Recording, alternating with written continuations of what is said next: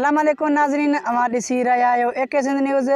ख़बर शामिल कंदासीं। नवाबशाह मां आलमी मजलिस तहफ़्फ़ुज़ ख़त्म नबूवत।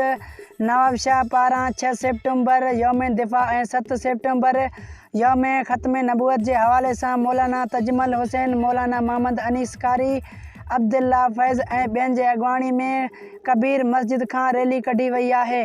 नवाबशाह मां एके सिंध न्यूज़ जो ब्यूरो चीफ टेलीफोन लाइन ते मौजूद आहे। तालिब हुसैन रिंद, तालिब हुसैन असांखे आगाह कजो, कहिड़ा तफ़सील आहिनि?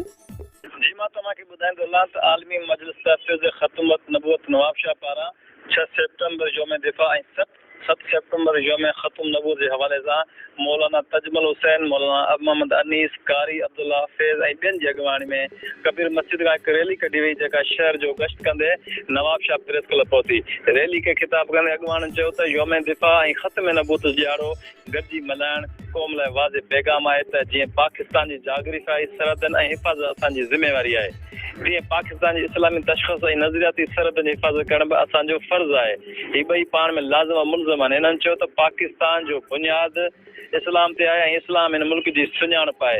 जेकॾहिं बुनियाद ऐं सुञाणप क़ाइमु रहंदी त पोइ जागरिफ़ियाई हदूं बि महफ़ूज़ रहंदियूं, जॾहिं त उन ॿिन्ही जे तहफ़्फ़ुज़ मुल्क जो समूरनि तबक़नि जे ज़िम्मेवारी आहे। इन्हनि चयो त 7 सेप्टेम्बर 1975 में नेशनल क़ौमी असेंबली में कादियानी खे काफ़िर करार ॾियो हो। कादियानी मुल्क ऐं इस्लाम जा दुश्मन, असांखे घुरिजे त पंहिंजे मुल्क पाकिस्तान जी हिफ़ाज़त कयूं। जी तालिब हुसैन, अवां जी वॾी महिरबानी, अवां असांखे तफ़सील खां आगाह कयो आहे।